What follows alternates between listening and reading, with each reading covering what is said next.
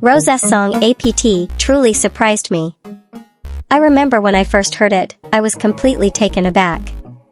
I stumbled upon the video on YouTube just an hour after its release, completely unaware it was dropping that day.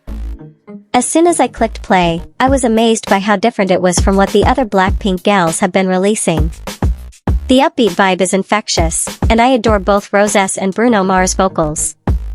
The pink color scheme is so aesthetically pleasing, and I absolutely love Rose's curly hair. It looks stunning on her. She should definitely keep that look.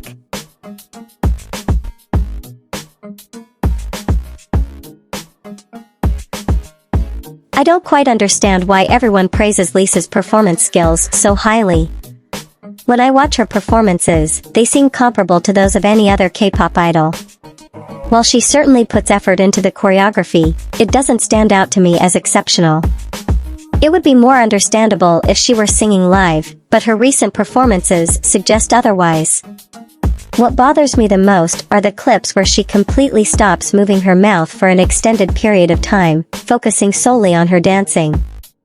This might irritate me more than it should, but I find it unacceptable to be lip-syncing 90% of the time during a concert, especially when fans have paid significant amounts to see their favorite artists live. I just think it's unfair that attendees are paying hundreds of dollars to witness a performance that mainly showcases dancing rather than live singing. But I digress.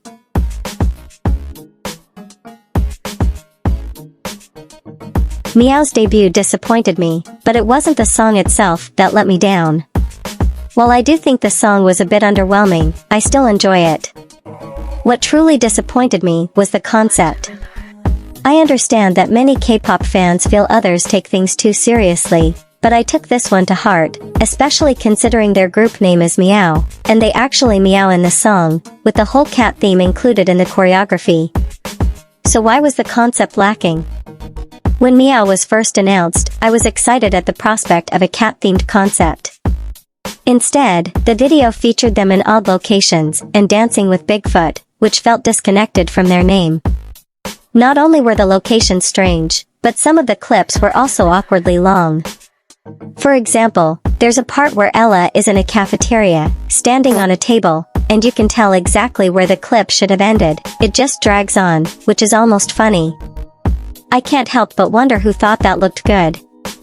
I envisioned their music video and concept being similar to IVE's Baddie, but with a dark bluish-purple color scheme to capture the mysterious vibe of cats.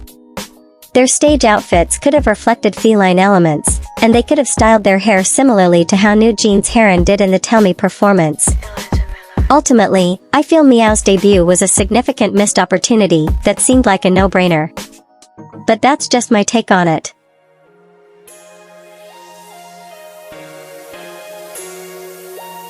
I was really shocked to hear about Sunghan leaving G-reyish. When I first saw the tweet about him coming back from his hiatus, I felt so excited. Even though I'm not a hardcore fan of G-reyish, I was glad to see the group stay together and relieved that he hadn't been pushed out just for wanting to live a normal life. But then, just 2 days later, I found out he was leaving. Why did this happen?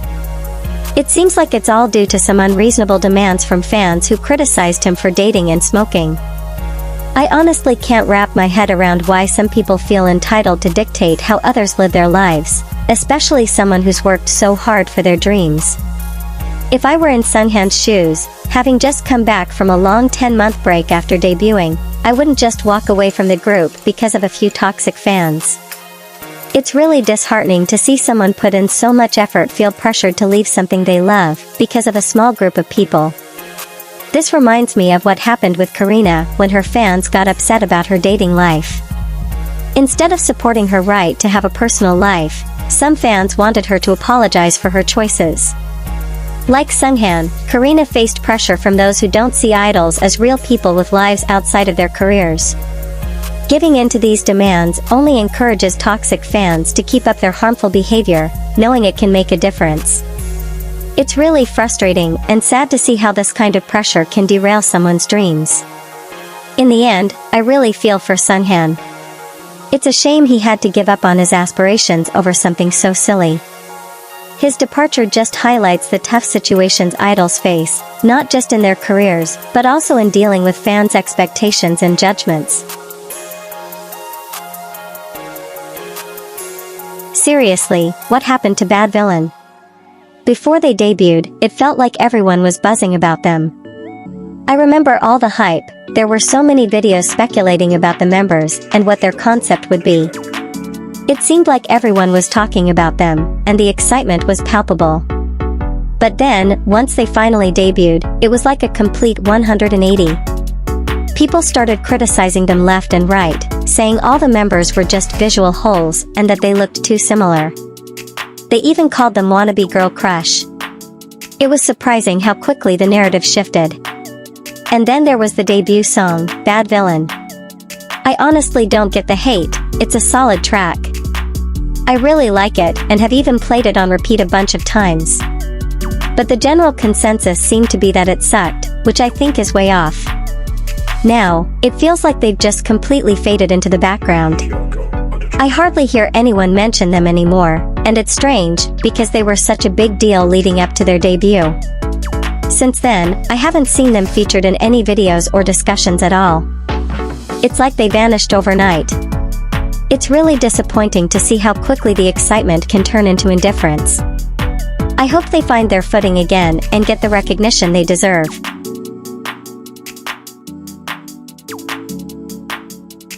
Let's talk about Madian's debut.